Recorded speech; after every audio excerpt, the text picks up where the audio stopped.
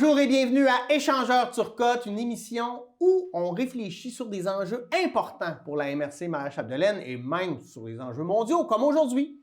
Parce qu'aujourd'hui, on va parler d'électrification des transports, un sujet contemporain très important. Et avec moi pour en parler, j'ai M. Claude Gauthier, directeur régional de l'AVEC. Bonjour, M. Gauthier. Bonjour. Ça va bien? À date, oui. Oui, c'est bon. Ça part bien. Bon, là, vous êtes directeur régional de l'AVEC. La question qu'on se pose tous, c'est quoi l'AVEC? OK. Donc, l'Association des propriétaires de véhicules électriques au Québec. OK. Donc, on est une association qui existe depuis maintenant près de 10 ans. Moi, je suis devenu membre en 2016, donc l'année après l'achat de mon premier véhicule électrique. OK. Je suis devenu directeur en 2017 et je le suis depuis. OK. Donc, l'AVEC, qu'est-ce qu'on fait? Nous, on va informer les gens, justement, par rapport à c'est quoi être propriétaire d'un véhicule électrique. On va faire des essais. Donc, dernièrement, on a fait justement des essais ici dans la région où on a fait le tour du Saguenay-Lac-Saint-Jean. Parce que c'est encore le meilleur moyen de démontrer aux gens qu'est-ce que c'est un véhicule électrique. Tous les avantages, comment ça fonctionne. Quand vous dites que vous faites des essais, c'est pas juste vous. Vous faites essayer aussi à monsieur, madame, tout le monde. Oui, c'est ça. Je comprends. Oui, c'est ça. Okay. C'est qu'on va faire des événements où les propriétaires, donc c'est les propriétaires avec leur propre véhicule, arrivent à un endroit et pendant une journée, vont faire essayer les véhicules, leurs véhicules, aux gens qui veulent le faire, qui veulent faire les essais. OK. Puis nous, on renseigne sur nos véhicules parce qu'on connaît nos véhicules. Absolument. Puis on est capable de donner les pour et les contre du véhicule. Qu'est-ce que c'est d'utiliser un véhicule électrique tout au long de l'année? Qu'est-ce que ça comporte comme, je dirais, arrangement? Parce que c'est sûr que c'est quand même pas la même technologie qu'un véhicule à essence, un véhicule à combustion. Il y a des choses qu'on va changer dans nos pratiques. Donc, qu'est-ce que c'est? Qu'est-ce que ça importe? OK. C'est ça que ça veut dire. Fait que vous faites des essais pour les gens, pour faire la promotion, en Oui. fait, là, des véhicules électriques. Oui. Puis, on a un site Internet qui est le www.avec.ca. Donc, les gens peuvent aller voir là. Ils peuvent devenir membres. Et en devenant membre, vous allez avoir des avantages aussi. Donc, vous pouvez être membre gratuit, vous pouvez être membre payant. Et c'est ça. Sur le site, vous allez avoir des capsules, vous allez avoir de l'information sur les différents véhicules, comment fonctionnent les bornes de recharge à la maison, sur la route, tout ça. Ah, OK. C'est vraiment un bel outil pédagogique là, oui. pour les gens. Vous me dites que vous avez acheté votre premier véhicule électrique en 2016? 2015. 2015. Oui.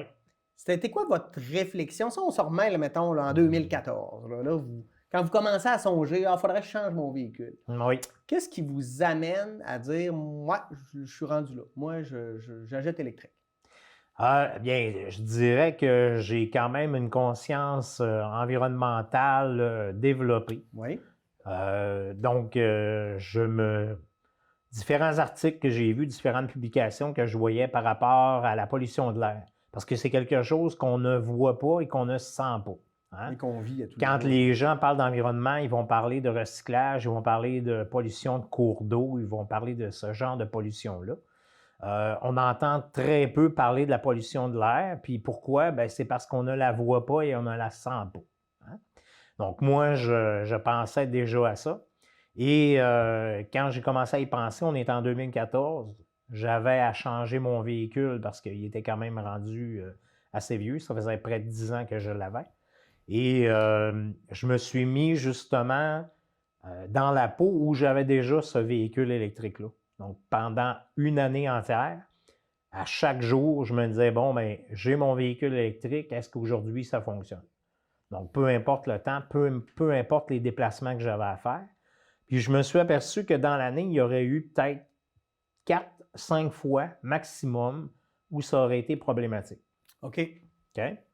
Puis, problématique, ça veut dire, mettons, faire de la longue route puis pas avoir de borne de recharge. C'est genre de problème. C'est ça. Je vais vous expliquer après pourquoi. Sauf qu'on avait 2 véhicules à la maison.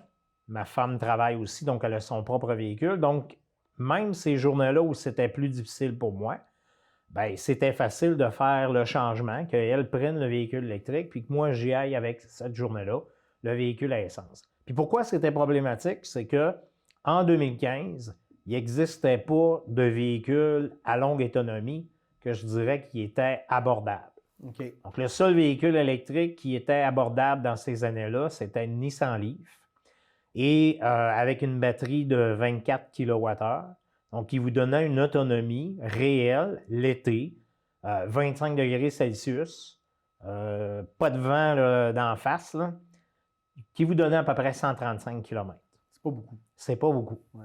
OK? Donc, même là, je vous le dis, là, il y avait peut-être 4 ou 5 jours dans l'année où c'était plus problématique parce que l'hiver, bien, c'est sûr que c'était pas, même pas 135 km d'autonomie que je pouvais faire avec le véhicule. J'en avais à peu près 80. OK. OK? Puis, c'est ça. Donc, je réfléchissais à comment je pourrais m'arranger. Puis, je me suis aperçu que finalement, je pouvais avoir un véhicule électrique. La seule chose, puis j'ai dit à ma femme avant de l'acheter, bon, ben là, si j'achète le véhicule, il y a une affaire, par exemple, qu'il faut qu'il soit bien clair entre nous deux.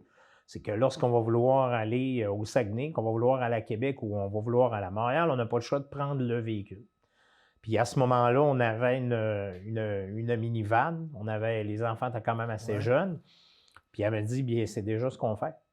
Parce qu'on ne prenait pas mon véhicule pour aller en dehors. On avait la minivan qui nous offrait beaucoup d'espace. Les enfants étaient encore jeunes.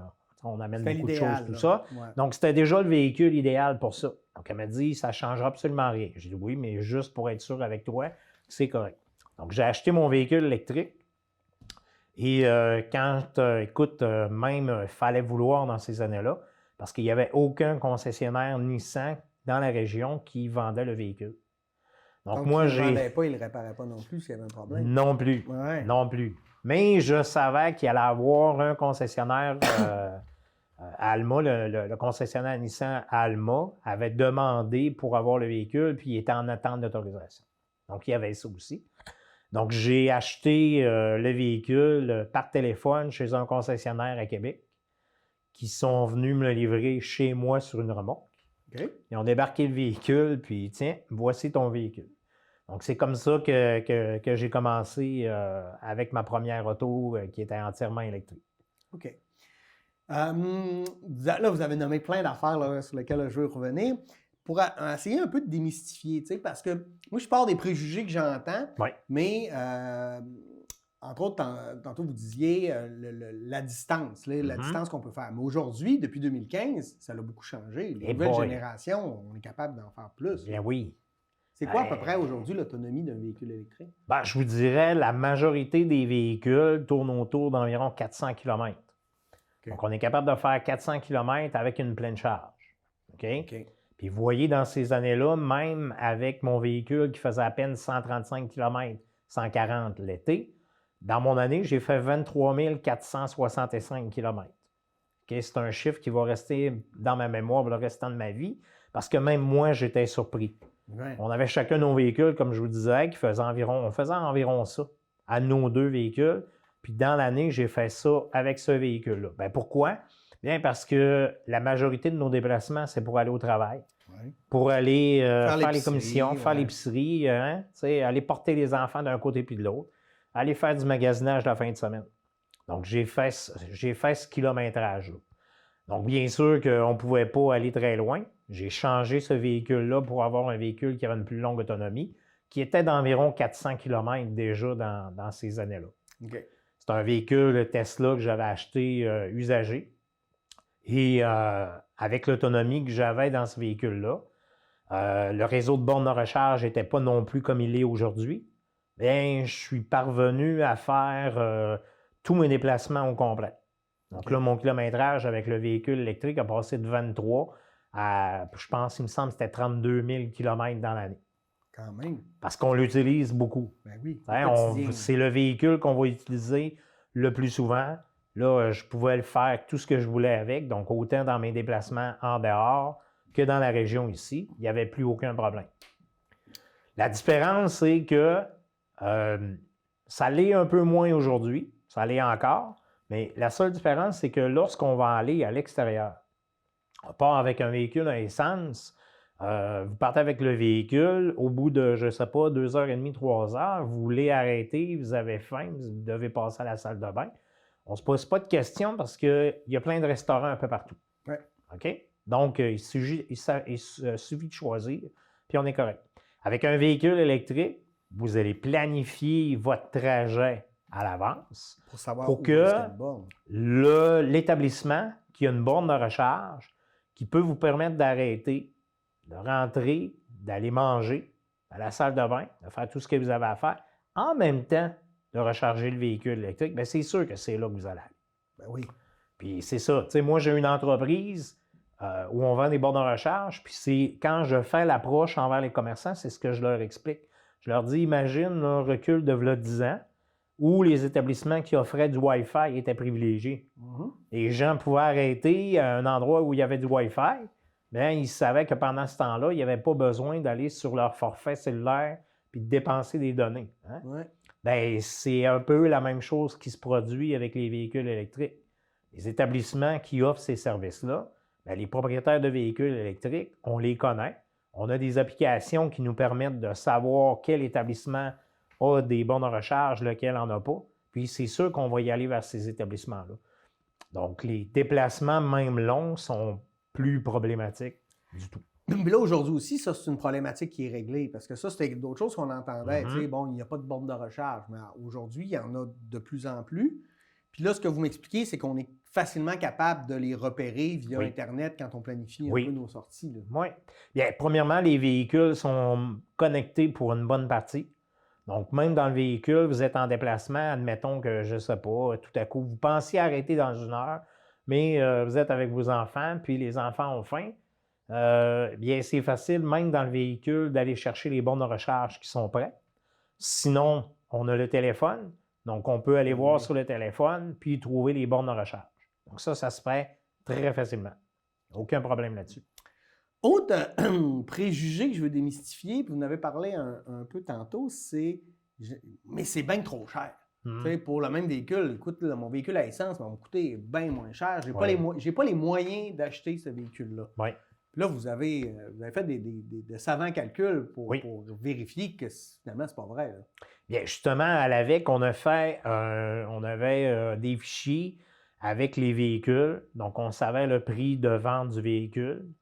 Et ça nous permet de calculer, selon la consommation du véhicule, les déplacements des gens, sur une période donnée, combien coûte le véhicule réel. Okay? Je vous donne un exemple. Vous prenez un véhicule qui fait environ 8 à 9 litres au 100. Okay? Si vous faites 20 000 km et plus, là-dessus, je dois avouer, là, parce que des fois, j'ai des gens qui m'appellent et qui me disent « Bon, mais moi, je fais 10 000 km dans mon année. » Donc, c'est sûr que si vous faites 10 000 km par année, ce qu'il faut penser, c'est que la mensualité du véhicule, elle est là pareil. Hein, que le véhicule il reste stationné chez vous ou qu'il se déplace, vous allez payer la même affaire. Donc, pour, on va dire, rentrer dans notre argent, il faut se déplacer. Donc, je vous dirais, à 20 000 km et plus, vous allez fort probablement payer moins cher pour le véhicule électrique que le véhicule à essence. Parce que si je reprends mon même calcul, un véhicule de 8 à 9 litres au 100, si vous faites 20 000 km par année, va vous coûter environ, je vous dirais, 2 200 $ en essence. Là-dessus, je ne compte pas l'entretien, je ne compte pas les changements d'huile qu'on n'a plus avec un véhicule électrique. Puis, le véhicule électrique va vous coûter 300-325 $ d'électricité pour faire exactement le même nombre de kilométrages. Donc, vous voyez que vous économisez 1 700 $ au moins par année. Puis là, ben, si tu gardes ton véhicule 4, 5 ans... Bien, c'est ça. C'est exactement comme ça qu'il faut le calculer parce que c'est rare les gens qui vont acheter un véhicule qui vont le garder juste 1 année ou 2 années. J'en connais, mais c'est quand même pas la majorité. Les gens, normalement, gardent le véhicule au moins 5 ans. Donc, quand on fait le calcul de la mensualité et du prix de l'essence plus l'entretien, qu'on calcule ça sur 5 ans, bien, le véhicule électrique va toujours arriver avec un comparable. C'est sûr que des fois, les gens m'arrivent avec un véhicule électrique qui est équipé de telle façon, puis les manufacturiers ont tendance à équiper plus les véhicules électriques que les véhicules à essence. Donc, c'est sûr que si vous prenez un véhicule à essence de base, presque les vitres manuelles, pas électriques, puis vous le comparez avec un véhicule électrique qui est très bien équipé, c'est sûr que le prix n'arrivera pas. Donc, quand on fait les comparatifs, on essaie de prendre un véhicule à essence, le véhicule électrique qui ont sensiblement le même équipement. Bien, moi, je n'ai pas encore fait de calcul où c'était le contraire. OK. Les véhicules électriques arrivent tout le temps au moins au bout de 5 ans, moins cher, puis que ça vaut la peine. Là, pas une affaire de 300-400 $. OK. C'est 2000-2500 $ et plus, au minimum. OK. Et là, on parle de véhicules électriques, véhicules à l'essence, puis il y a aussi des véhicules hybrides. Oui. Bon. Comment vous les jugez, ces véhicules-là, à l'intérieur là, du spectre de ce qu'on est capable d'acquérir comme véhicule? Bien, je vous dirais, le véhicule purement hybride, c'est pas quelque chose que moi je recommande beaucoup parce que le prix de différence là, par rapport au véhicule à essence simple est très onéreux par rapport à l'économie. OK. Donc, vous devez avoir au moins un véhicule hybride branchable. OK? La différence, c'est ça, c'est que vous allez avoir une prise avec une borne de recharge, vous allez brancher le véhicule, puis ce véhicule-là, normalement, vous donne au moins les véhicules qui ont le moins d'autonomie, c'est aux environs de 40 km électriques. OK, Peut-être que les gens vont dire que c'est pas beaucoup, mais s'ils regardent dans la journée, qu'est-ce qu'ils font? J'ai plusieurs personnes qui ont ces véhicules-là parce qu'ils étaient trop craintifs d'y aller vers un véhicule entièrement électrique, puis ils me disent qu'à la fin de la journée, ils n'ont pratiquement pas utilisé l'essence. Souvent, le véhicule ne démarrera même pas le moteur à essence, ils vont fonctionner que sur l'électricité. OK. Vous avez des véhicules hybrides branchables qui vous donnent une autonomie jusqu'à 80 km. Donc encore là, dans la journée, vous allez très peu utiliser l'essence. Ouais. Donc ça peut être une bonne alternative pour, les gens qui sont plus craintifs ou encore les gens qui ont, le contraire, des longs déplacements à faire, puis dans des endroits où ça serait difficile de se recharger. Là, on peut y aller avec un véhicule hybride branchable comme ça, qui va vous donner le meilleur des deux mondes, je dirais, dans le sens où vous allez avoir l'économie de l'électricité. Puis en même temps, bien, si vous êtes pris que vous n'avez pas de borne de recharge, il n'y a pas d'autre solution, bien, vous allez toujours avoir votre moteur à essence qui va fonctionner. Puis normalement, annuellement, les gens ont une consommation d'environ 3 litres au 100. OK. Donc c'est très peu. Ben oui, oui, Parce oui. que justement, ils utilisent beaucoup le véhicule sur son autonomie électrique. Ouais, c'est intéressant tout ça. Quand on a un véhicule électrique, ça nous prend une borne de recharge à la maison. Ça, c'est Ouais. une autre chose qu'on entend. Ouais, mais là, il va falloir que je m'installe une borne de recharge, je ne sais pas comment. Vous, votre compagnie, vous faites ça? Vous Ouais. en faites des bornes de recharge? Ouais. Qu'est-ce que ça implique pour le consommateur de plus que l'achat du véhicule? Ou ça vient ensemble? Bien, normalement, c'est ça, c'est qu'il va y avoir des subventions gouvernementales. Donc, vous avez 12 000 $ d'inclus pour les subventions du véhicule. Vous allez avoir 600 $ pour la borne de recharge. OK. Donc, vous achetez une borne de recharge, on l'installe à la maison, parce que bien sûr, ce n'est pas recommandé de prendre le véhicule, d'aller dans les stations publiques, parce que c'est là que ça vous coûte le plus cher. Ouais. Le maximum que vous allez payer du kilowattheure à la maison, taxe incluse, c'est 10 sous. OK? Puis en tant que tel, la réalité est un peu en bas de ça, mais on va le calculer comme ça. Donc, c'est sûr que vous êtes mieux d'avoir une borne de recharge à la maison. Et une fois que la borne est installée, parce que je peux vous en parler, chez moi, on a encore un véhicule à essence. OK. Ma femme a gardé son véhicule. Puis quand elle part le matin, puis des fois, elle est un petit peu serrée dans le temps, puis qu'elle se rappelle qu'il avait fallu que la journée d'avant, elle aille à la station-service, puis elle n'est pas allée, c'est un peu tannant. Ben oui. Tandis que moi, j'arrive chez moi, je prends le véhicule, puis je le branche, puis je ne me pose pas de C'est questions. juste une habitude à prendre. Oui, oui, oui. Puis, tu sais, on se recharge à tous les jours. Des fois, les gens me demandent, est-ce que c'est mieux que je laisse aller la batterie plus bas? Non, pas du tout. Vous rechargez votre batterie à tous les jours. Donc, vous branchez. Dans le véhicule, normalement, on est capable de sélectionner le pourcentage de batterie qu'on veut avoir parce que ce n'est pas recommandé de recharger à 100% à tous les jours. OK. Donc, si vous prenez un véhicule qui a une autonomie de 400 km, vous allez lui demander de recharger à 80% de la batterie. Donc, vous allez avoir une autonomie d'un peu plus de 300 km, donc en masse pour nos déplacements quotidiens. Mais vous vous branchez à tous les jours, donc il n'y a aucun problème avec ça. Puis c'est beaucoup moins tannant que d'avoir embarqué dans le véhicule pour passer à la station-service. Les gens me disent « Ouais, mais ça prend du temps. » Bien, à la maison, non. 30 secondes, moi, puis je suis branché. Puis je ne m'en occupe plus. Le véhicule va se recharger. Puis la fluctuation du prix de l'électricité est beaucoup moins volatile que celle du prix de l'essence, où on ne sait jamais d'une journée à l'autre. On l'a vécu il y a 2 ans, là, quand la flambée est partie. Oui. Puis, Bien, on le voit hein, à chaque fois qu'il y a des longs congés, à Noël, durant les vacances d'été. oh, c'est un hasard. Ça. Tout à coup, oui, les pétrolières, pour une raison X, Y, Z, ont augmenté le prix de l'essence. On l'a vécu en fin de semaine. Ben oui. Ben, ça n'a pas arrivé avec l'électricité. Oui, c'est sûr qu'il va y avoir un ajout. On va augmenter l'électricité, mais il faut que les gens pensent qu'on ne pourra pas demain tripler ou quadrupler le prix de l'électricité parce que ça va avoir une très grande influence sur tous les ménages. C'est votre consommation pour chauffer votre maison, faire fonctionner vos appareils électriques. Donc, si demain, je fais passer le coût de l'électricité 4 fois plus cher, que je ne sais pas, que vous avez une facture de 200 $ par mois pour l'électricité qui passe à 800 $, il y a des choses qui ne fonctionneraient plus pour bien des ménages. Donc, c'est comme impossible. Ce qui va probablement arriver, c'est la tarification dynamique qu'on voit qu'Hydro-Québec amène, ou pour les points de puissance, donc le matin, les demandes sont très fortes, le soir sur l'heure du souper, là, peut-être que oui, vous allez payer votre électricité plus cher. Un véhicule électrique, il se programme. Donc, je peux dire au véhicule, tu recharges juste entre minuit et 6 heures du matin. Je vais en avoir en masse pour recharger mon véhicule. Ça prend combien de temps recharger un véhicule? Bien, ça dépend toujours de ce que vous consommez dans votre journée. Ouais. Mais mettons que j'en ai plus, là. Il me reste 2 % de batterie. Okay. Là. Puis là, je veux le monter. Là. Ça peut prendre combien? Tu sais, mettons, entre minuit et 6 heures, est-ce qu'on est capable de remplir un véhicule? En masse. Oui. Je vous dirais, la majorité des recharges, ça varie entre 2 et 3 heures. OK. Parce que vous allez augmenter au minimum avec les plus petites bornes. Votre autonomie là, qui va revenir dans le véhicule va être de 35 km à chaque heure. Donc, si vous faites 100 km dans votre journée, dites-vous qu'au bout de 2h30, vous avez repris exactement ce que vous avez fait dans votre journée. OK. Puis, ça va vous avoir coûté la valeur de peut-être 2,50 $, environ. Là. Ça va ressembler à ça. Puis en plus, c'est que notre électricité ici n'est pas produite avec du charbon, elle est produite avec de l'eau, donc c'est une énergie qui est verte. Là. Oui. Donc pour l'environnement, c'est un bonus. Oui.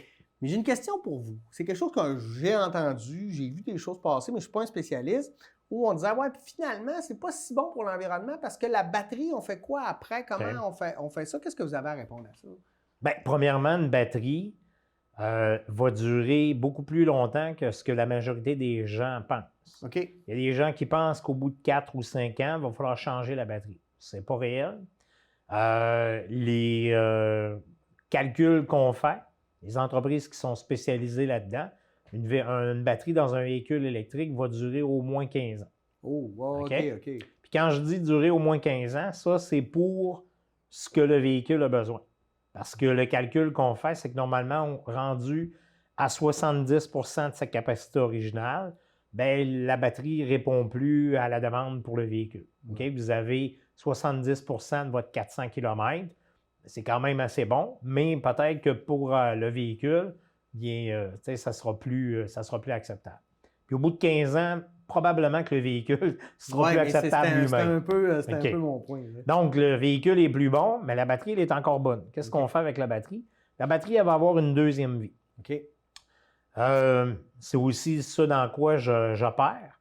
Donc, on a plusieurs personnes qui ont des chalets avec des panneaux solaires, qui achètent des batteries qu'on appelle à décharge profonde, qui ressemblent à des batteries d'automobile standard, mais à décharge profonde qu'on place dans les chalets. Des fois, les gens ont jusqu'à 10, 15 batteries parce qu'ils veulent avoir quand même une bonne réserve d'énergie pour que s'il n'y a pas de soleil pendant 2-3 jours, bien, ils ne sont pas obligés d'aller décoller justement la génératrice. Ouais.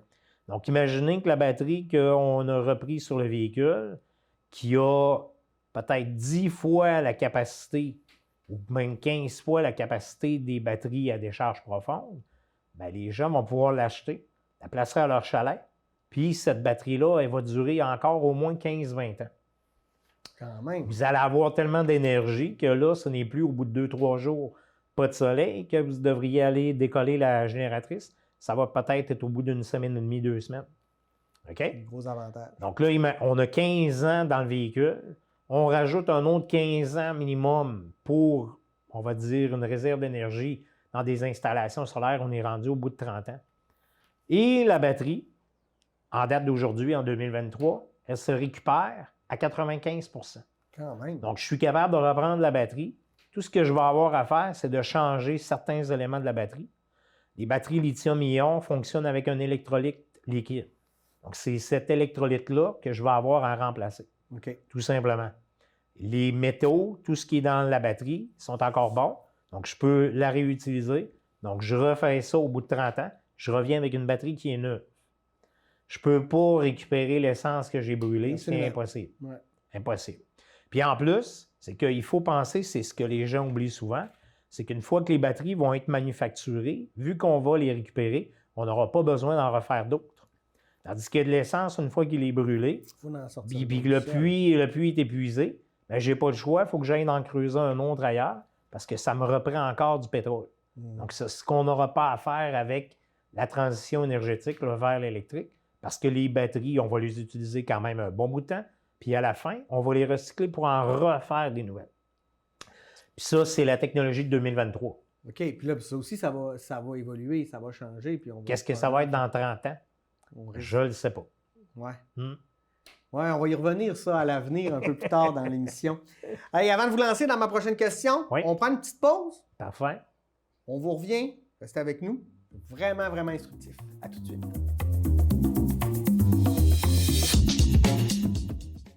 Grâce à notre énergie propre, le Québec a le plus faible taux d'émissions de GES par habitant en Amérique du Nord. En tant que leader de l'économie verte, nos cibles sont fixées.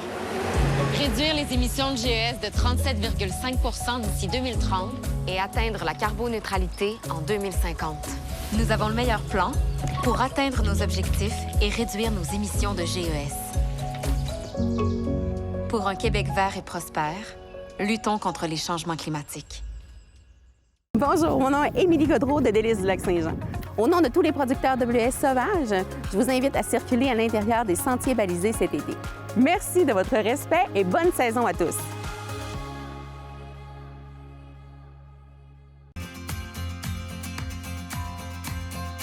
La série Agir pour l'avenir revient pour une deuxième saison avec des conférences, des reportages et des entrevues avec différents collaborateurs.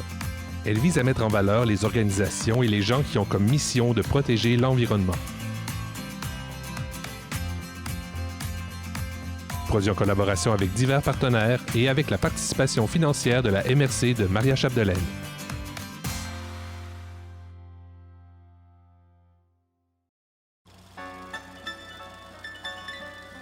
Bonjour, c'est Isabelle Gagnon. Cet automne, j'anime Portrait des familles d'ici, une émission de discussion intergénérationnelle qui fait entrer en dialogue nos aînés et leurs descendants. Découvrez à chaque épisode une nouvelle famille de la MRC de Maria Chapdelaine qui échange sur son passé et raconte comment les membres ont laissé leur marque dans leur municipalité. Soyez-y à MaTV, Saguenay-Lac-Saint-Jean.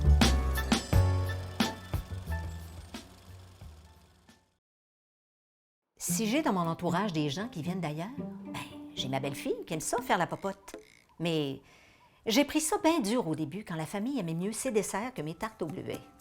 Et finalement, l'ouverture sur la cuisine des différentes cultures, ça a tout changé pour moi. Au fond, c'est enrichissant d'apprendre des personnes différentes de nous. Puis mes desserts sont bien meilleurs à cette heure. Oh! Je suis prête pour le lécher de doucher.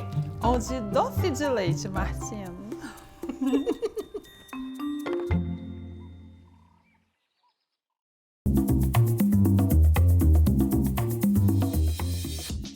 On est de retour. Je vous rappelle, on parle d'électrification des transports avec M. Claude Gauthier, directeur régional de l'AVEQ, qui est l'Association des propriétaires de véhicules électriques du Québec. C'est ça? Exact. Oui, super.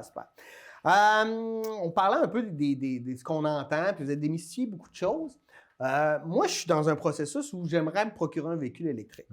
Et là, on est comme dans un constat, c'est que c'est extrêmement difficile parce qu'en ce moment, il y a pas, les concessionnaires ne sont pas capables de nous dire quand ils vont en avoir, de quoi ils vont avoir l'air, comment ça coûte. Puis là, ils nous mettent sur des listes d'attente. Puis au bout du compte, quand ils nous appellent pour un véhicule, c'est pas nécessairement ce qu'on voulait parce que c'est... Qu'est-ce qui cause cette problématique-là? C'est parce que là, il y a une popularité hallucinante des véhicules électriques ou c'est une question de production? Ou comment vous pourriez expliquer ça? Les deux. Les deux. Les deux. Parce que si on regarde aujourd'hui, dans l'ensemble des manufacturiers, il y a 2 manufacturiers qui, si demain matin, vous voulez avoir un véhicule électrique, vous allez le réserver, vous allez l'avoir dans à peu près un maximum de 3 mois. OK. Ces 2 manufacturiers-là produisent quoi? Que des véhicules électriques. Ne produisent pas de véhicules à essence. OK. OK? Donc, ces deux manufacturiers-là, vous pouvez aller sur Internet, vous allez choisir le véhicule, exactement avec les options, la couleur, tout ce que vous voulez, puis vous allez le recevoir dans 3 mois. OK. OK? Donc, eux autres n'ont aucun intérêt à retarder l'électrification des transports parce que c'est leur voie d'avenir. OK? Oui. Donc, eux autres les fabriquent. Mais est-ce qu'ils sont plus dispendieux que les autres? Ça va être la même chose. Même chose. Parfait. Oui. OK, super. Oui. Donc, les manufacturiers, qu'on va dire, de véhicules standards à combustion, eux autres, là, ils sont dans un paquebot. Et un paquebot à changer de direction, ça se fait quand même pas assez rapidement. Hein? Absolument pas. C'est pas quelque chose que tu peux décider du jour au lendemain où tu fais une rotation à 90 degrés. Donc, ils ont des usines, ils ont des employés, ils fabriquent des moteurs. Il y a un paquet d'affaires qui fait qu'ils n'ont pas d'intérêt du jour au lendemain à passer des véhicules à combustion vers les véhicules électriques. Donc, la manufacturation est plus problématique pour eux parce qu'il faut aussi qu'ils aillent chercher la technologie. Il faut qu'ils aillent chercher les fournisseurs si eux autres ne le font pas au complet. Mhm. Je vais prendre la compagnie Tesla parce Ouais. que c'est quand même elle qui est la plus d'avant-garde. Bien, cette compagnie-là fabrique autant les batteries que les véhicules. Donc, ils sont capables d'agencer pour la production des véhicules, avoir des batteries sous la main, puis produire les batteries en fonction du nombre de véhicules. Ouais, ouais. Un manufacturier traditionnel où il n'a pas la production de batteries est obligé de faire appel à d'autres compagnies. Fait qu'il faut qu'ils attendent ces batteries. Et ces compagnies-là, bien, ils ont plusieurs clients. Donc, si j'ai un client qui me passe une commande demain matin de, admettons, je ne sais pas, 1 millier de batteries, l'autre qui téléphone pour en avoir 50, Il va c'est pas attendre. tout à fait la même affaire. Hein? On va Ouais. dire, ben là, j'ai un catalogue à remplir parce qu'il y a quelqu'un qui m'a commandé tant d'unités, ben, je vais fournir celui-là avant, puis après, ça sera toi. Donc, de un. Aussi, il y a une politique mondiale où certains gouvernements vont axer plus sur l'électrification des transports que d'autres. OK. On a fait ici une loi zéro émission, Mhm. mais quand la loi est arrivée, nous, à l'AVEC, on l'a dit que c'était une loi qui n'avait pas réellement de mordant. Parce que quand la loi est arrivée, les manufacturiers avaient le droit de reculer 3 ans avant, il me semble, pour compter ce qu'ils avaient déjà vendu. OK? Et le nombre d'unités qu'il y avait à vendre, c'était vraiment très peu. Il y a d'autres pays, on va nommer la Norvège, où ils ont été très agressifs dans leur politique. Ouais. Ils obligent les manufacturiers à vendre des véhicules électriques s'ils veulent vendre des véhicules à essence. OK. Donc, C'est si tu pas- ne c'est pas un vends choix. pas de véhicules électriques, si tu n'as pas d'offre de véhicules électriques, tu ne pourras pas vendre de véhicules à essence. OK. Puis ils ont aussi une politique où ils vont donner des incitatifs comme nous pour l'achat des véhicules électriques. Les incitatifs sont beaucoup moins gros qu'ici. Mais ils ont aussi, je sais qu'ils ont développé sur les autoroutes, par exemple, il y a des voies réservées aux véhicules Aussi. électriques, ce qui permet, puis l'accès au centre-ville des villes qui est fermé aux véhicules à essence. Exact. tu sais. Ils vont vraiment mettre en valeur l'idée d'avoir un véhicule électrique. Oui. là. C'est des petits incitatifs que je dirais, parce que justement, la Norvège va donner un incitatif pour l'achat de véhicules électriques, mais elle va surtout donner ce qu'on appelle le système de bonus-malus. Hein, on va donner un bonus pour que les gens achètent des véhicules électriques, mais on va aussi donner des malus pour les gens qui veulent acheter des véhicules à essence. Donc, on va taxer davantage les On véhicules à va essence. taxer davantage les véhicules à combustion, puis on va les taxer selon les émissions des véhicules. Donc, plus ton véhicule fait des émissions, plus il va te coûter cher. Exact. Donc, plus un véhicule pollue, plus il va te coûter cher. Ouais. Puis, on va garder quand même qu'il y a des entreprises qui ont besoin de ces véhicules-là où les taxes ne seront pas les mêmes. Ça ne sera pas différent pour une compagnie, pour une entreprise. Ça va l'être pour un particulier. Donc, quelqu'un qui veut s'acheter un gros véhicule polluant, pas de problème, tu peux l'acheter. Sauf que quand tu vas payer les taxes, tu vas probablement changer d'avis. Oui, OK. Pourquoi on ne fait pas ça ici? Parce que ça serait réellement pas populaire. Non, je sais. C'est pas mais- dans la mentalité nord-américaine. On est très axé sur nos droits. Puis les gens n'aimeraient pas que le gouvernement, puis moi je l'entends déjà des fois, hein, où le gouvernement va imposer des choses, puis là, bon, mais ça brime nos libertés.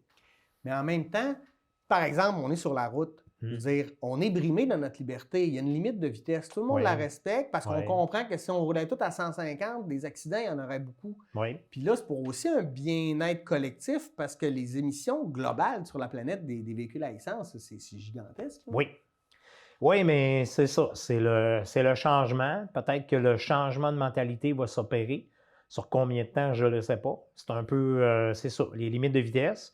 Moi, je suis à un âge que quand j'étais jeune, la ceinture de sécurité n'était pas obligatoire.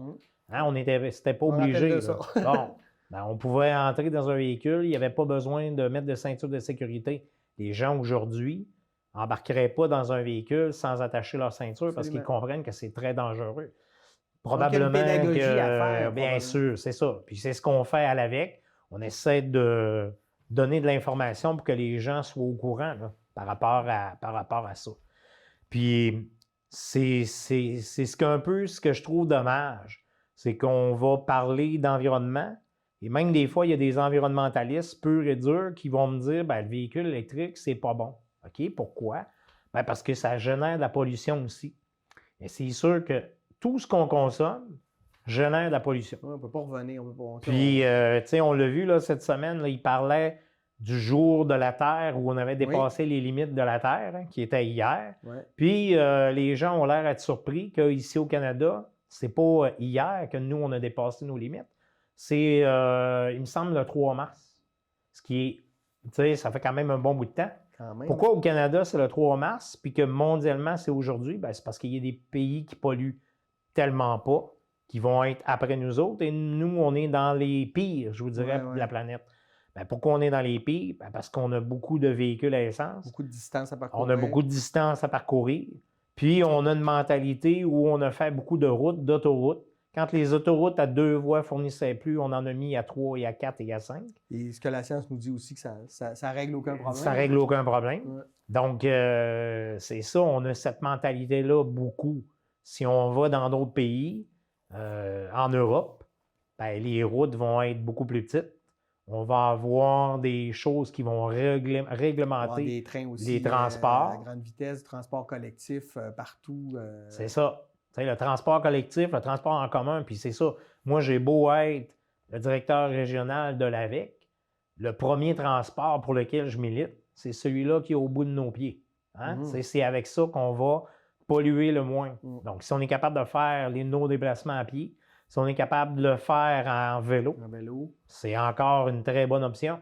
Puis même, ensuite, ce serait les transports en commun qui seraient les moins dommageables. Oui, mais moi, entre les deux, là, je vais rajouter qu'aujourd'hui, on voit de plus en plus aussi trottinettes électriques, bicyclettes électriques. Oui. Tu sais, pour des fois, les gens, je comprends quand tu as des plus longues distances, puis que tu peux te faire, moi, j'ai un problème de genou, là, je pourrais pas, j'aurais besoin de ça pour faire des plus longues distances. Mais ça aussi, ça fait partie de l'électrification des transports.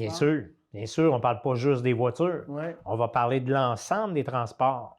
Il va peut-être avoir des transports où ça va être plus problématique. On ne pourra même pas penser à mettre une batterie pour, aujourd'hui en tout cas, pour réussir à faire bouger convenablement ce transport-là. Mais il y a d'autres solutions. Il y en a plus qu'une. Donc, c'est ça. Transport actif, transport en commun. Puis si vous n'avez pas le choix, bien, c'est sûr que vous êtes mieux d'acheter un véhicule électrique. Oui. C'est quoi l'impact sur la qualité de l'environnement? Est-ce que vous avez des données pour ça? Parce qu'on en parle, puis là, les gens disent un peu tout et n'importe quoi, mais ils se basent sur quoi? Moi, je pense que vous avez des vraies données. Là. Oui.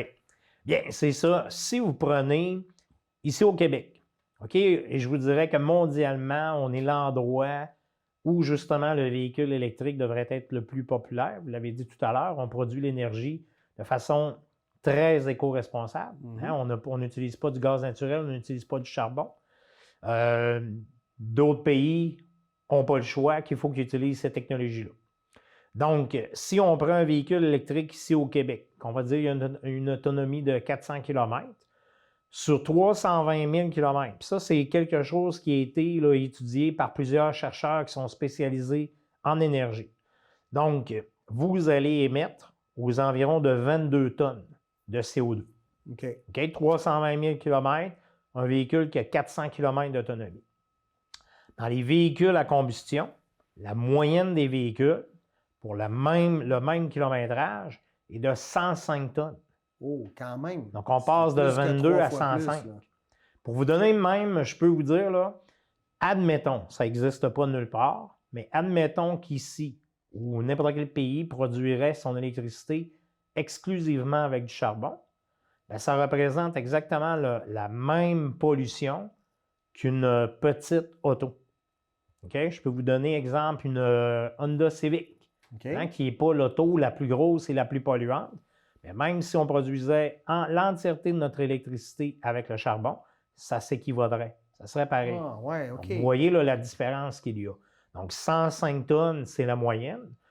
Moi, encore aujourd'hui, je suis sur la route. Les véhicules que je vois le plus, c'est ce qu'on va dire les VUS compacts. Bien, ceux-là ont une pollution, on va dire, sur 320 000 km d'environ 110 tonnes. Un peu plus que la moyenne, 110, 115.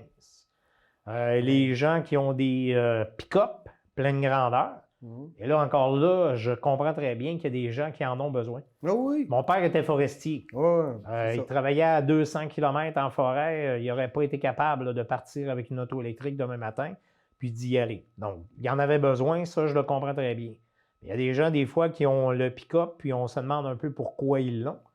Bien, dites-vous qu'un pick-up, c'est 150 tonnes.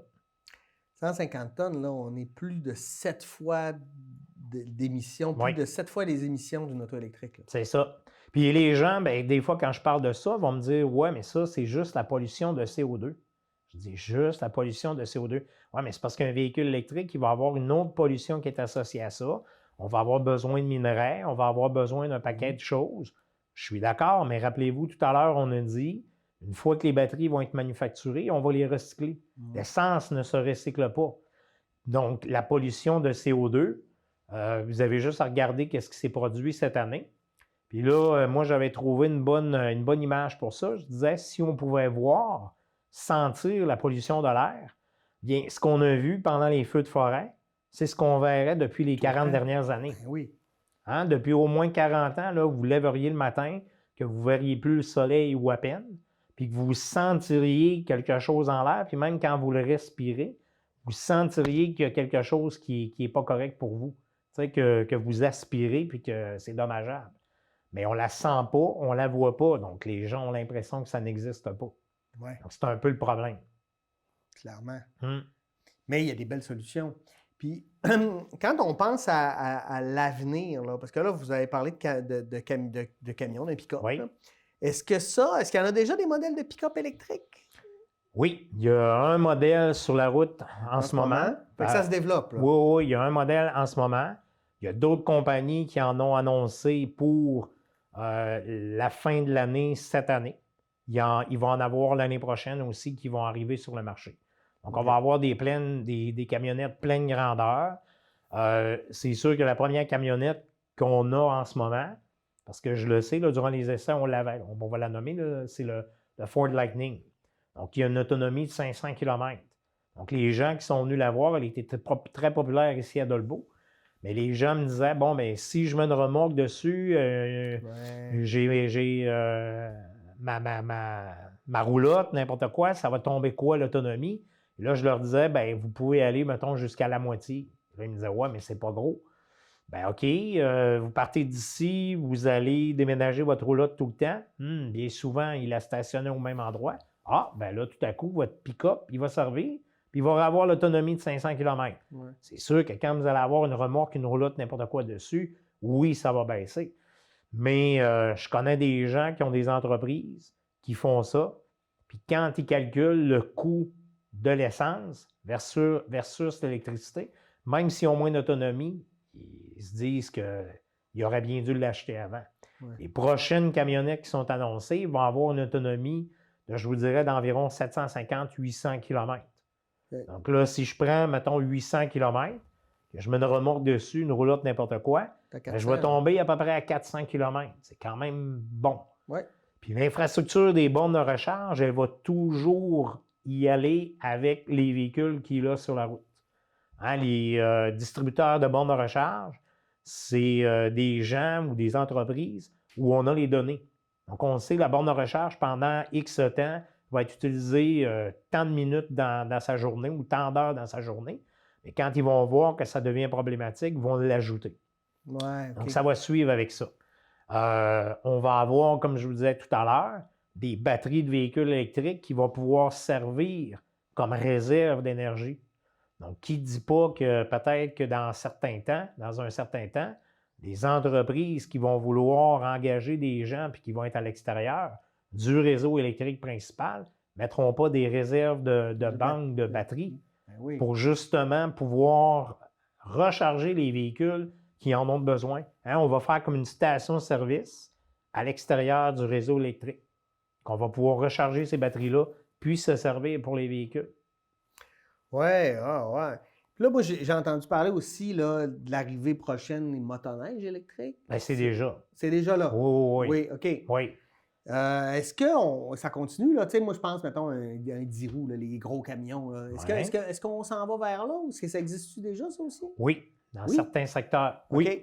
Il y a un véhicule, la compagnie Volvo Ouais.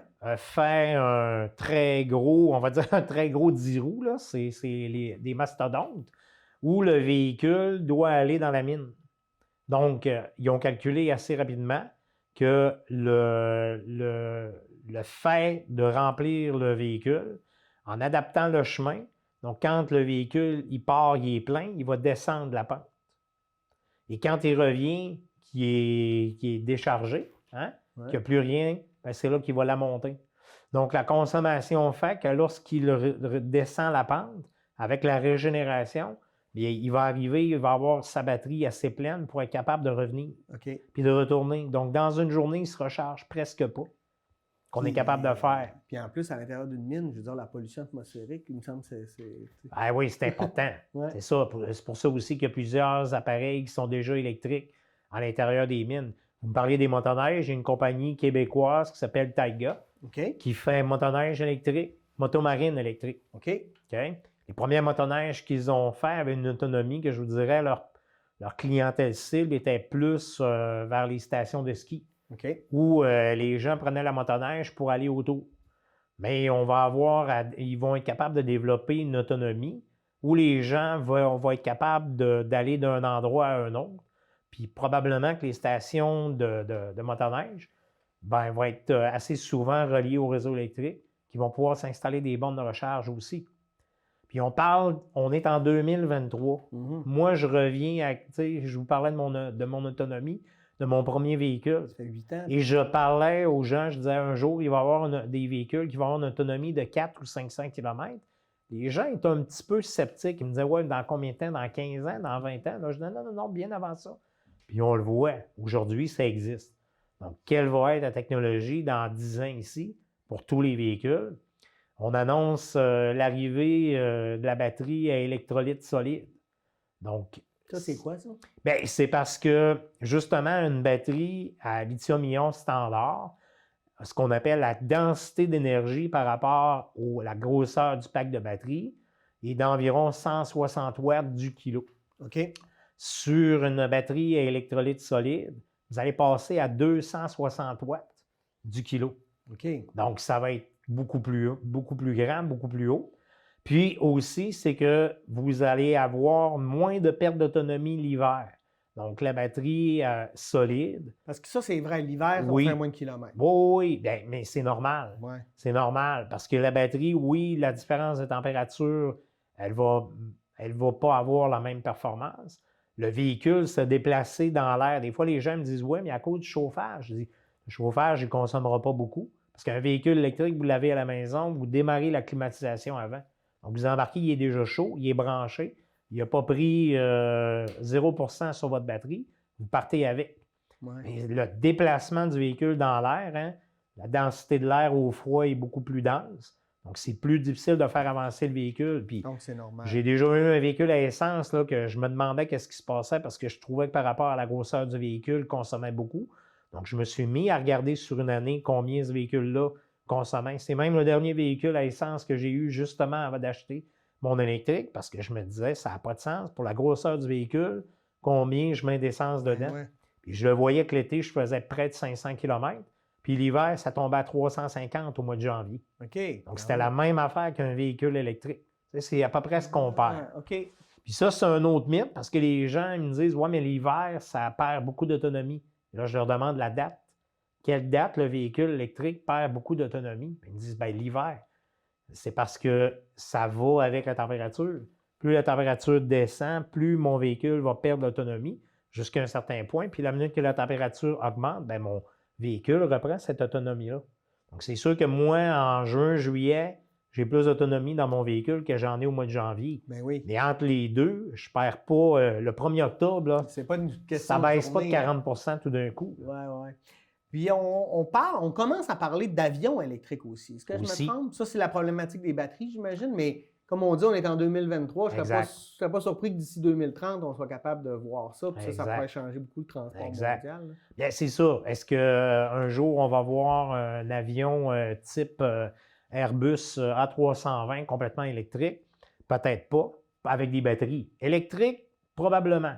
Avec des batteries, j'en suis moins certain. OK. Mais peut-être que pour des avions qui ont des distances un peu moins longues, on pourra y aller avec des avions électriques. Mhm. Ça sera quelque chose qui sera peut-être courant dans peut-être 10 ans d'ici. Puis moi, j'ai habité à l'étranger, entre autres en Europe. Puis moi, je trouvais ça fascinant, par exemple. Parce que moi, j'habitais à Lyon. Bien, aller à Paris en auto, ça me prenait 5h30. Aller à Paris en TGV, ça me prenait 1h45. Mm-hmm. Et là, on me disait, ouais, mais au Canada, ça se peut pas à cause de la température. Et pourtant, en Finlande, en plein mois de janvier, j'ai pris des TGV qui allaient aussi vite, puis c'était pas un problème. Et là, je vois qu'on est en train de tenter de développer ça parce qu'on a des grands espaces. Oui. Justement, ça serait avantageux parce qu'il y aurait une économie de temps et ça serait bon aussi au niveau de l'électrification des transports. Bien sûr. Moi, à un moment donné, j'ai fait une publication. La population, le pourcentage de population canadienne qui est dans le territoire entre Québec et Windsor, c'est près de 50 hein? Les plus grandes villes ici au Canada sont toutes concentrées dans ce corridor-là. Comment se fait-il qu'on n'a pas encore développé de trains à grande vitesse dans ce corridor-là? Que les gens pourraient partir de Québec, passer par Trois-Rivières, aller à Québec, partir de Québec, aller à Montréal, excusez, aller à Ottawa, Toronto, tout ça. C'est pas encore développé. C'est par rapport à la mentalité. Parce qu'en Europe, il y a beaucoup de villes comparables à la grosseur que vous avez à Trois-Rivières pour, je vous dirais, peut-être un peu plus densifié. Donc, les gens sont un peu plus proches. Mais encore là, une ville comparable à Trois-Rivières, vous allez avoir beaucoup de villes en Europe qui ont des métros. La grosseur de Trois-Rivières, des tramways, des circuits d'autobus pour les périphéries. Bien, nous autres, ici, on dirait toujours qu'on s'en remet à un seul véhicule, c'est l'automobile. C'est à cause du lobby, entre autres du pétrole. Tu sais, on est des gros producteurs de pétrole à l'Ouest canadien, aux États-Unis aussi, la mentalité nord-américaine, les grandes distances, l'auto, tu sais, l'auto qu'on a transformé en mythe à travers le cinéma, la télé, etc. Tu sais, il y a quelque chose là-dedans aussi là, qui est culturel. Est-ce que je me trompe? Ça, je ne pourrais pas vous dire. Mais ce que je sais, c'est que les 3 plus grands manufacturiers automobiles dans le monde étaient aux États-Unis. Ouais. Donc, c'est sûr que c'est des entreprises. Moi, je me souviens toujours d'un président américain qui avait dit que ce qui était bon pour GM était bon pour les États-Unis. Ouais. Donc, en tant que tel, ce que l'entreprise a besoin, bien, c'est ce que le pays a besoin. Donc, on voit un peu la mentalité. Puis, c'est sûr que ça a toujours été. Les gens ne se sont pas posé de questions par rapport à ça. Tu avais besoin d'une auto, tu en avais une. Moi, quand j'étais jeune, on avait 2 autos parce que mon père travaillait en forêt. Et on avait un pick-up parce que mon père travaillait en forêt. Il n'y en avait qu'un autre dans toute la rue. Peut-être que mes souvenirs ne sont pas bons, mais en tout cas, il ne me semble pas d'avoir vu autant d'automobiles dans les entrées des maisons. Non. Maintenant, avoir 3 autos, 4 autos des fois par maison, c'est quand même pas... Pour aller plus loin, là, des fois, je le montre à mes étudiants, puis j'ouvre la fenêtre, puis on compte les autos où il y a juste le conducteur, tu sais, on ne s'aide pas à transporter, comme s'il fallait auto solo tout le monde, là, mais ça devient malsain collectivement. Là. Bien, c'est ça. C'est qu'on ne se pose pas de questions, ça devient la norme, hein? C'est comme ça aujourd'hui. Là. On fonctionne comme ça, les gens ont tendance à répéter ce qu'ils voient. Donc, un peu la même affaire que les VUS ici dans la région. qui sont immatriculés pour les entreprises restent aux environs d'11 000 à chaque année. Il n'y a pas de différence. Il n'y a pas plus d'entreprises qui matriculent plus de véhicules. Mais quand on compare par rapport justement aux camions légers, hein, puis là-dedans, des fois, les gens vont me dire « Ouais, mais tu sais, les nouveaux VUS, là, les petits VUS, bien, ils ne sont pas comptés dans les camions légers. » Parce que quand on calcule ça, c'est qu'on va prendre une base de camion pour avoir fait le véhicule, et non pas une base d'auto. OK. Donc, des fois, il y a des véhicules qui sont considérés par le manufacturier comme un VUS. On essaie de le vendre comme un VUS, alors que moi, dans mon temps, on appelait ça une familiale ou un hatchback. Hein? Mais à Tactile, pour les statistiques automobiles, ce n'est pas compté comme un camion léger. Donc, les camions légers ici dans la région, dans les 10 dernières années, bien, ça a pratiquement doublé. OK. Donc, on vend 2 fois plus. Puis pourquoi? Bien, on voit les publicités à la maison où quelqu'un embarque dans son camion, va s'en aller en forêt. Puis ici, tout le monde a un chalet en forêt ou un territoire de chasse. C'est vrai que, je veux dire, on est différent d'une population comme à Montréal. Ça, je peux comprendre aussi très bien. Mais c'est toujours d'évaluer ses besoins. Un peu comme un véhicule électrique. Si vous n'avez pas besoin d'un véhicule avec une autonomie de 400 km, il y a des véhicules qui se vendent encore avec des autonomies de 250 km. Ils vont vous coûter moins cher. Ça va vous coûter moins cher à l'acheter. Ça va vous coûter moins cher aussi remplir la batterie. Puis, vous n'avez pas à payer pour quelque chose que vous n'utilisez pas. Vous n'avez pas besoin d'une grosse batterie si vous faites 40-50 km dans votre journée. C'est vraiment fascinant. Merci, M. Claude Gauthier, directeur régional de l'AVEQ, donc l'Association des propriétaires de véhicules électriques du Québec. Merci d'être venu. C'est grâce à vous qu'on change les choses, puis que vous avez des bons arguments. Vous avez répondu clairement à toutes mes questions. Bon, on va m'acheter ça demain. Non, mais je suis déjà sur une liste d'attente. J'attends déjà pour ça. Merci beaucoup. C'était très, très, très instructif. Merci à vous aussi d'avoir été là. Et nous, on se dit à la semaine prochaine pour une nouvelle édition d'Échangeurs sur Stock. Bonne semaine.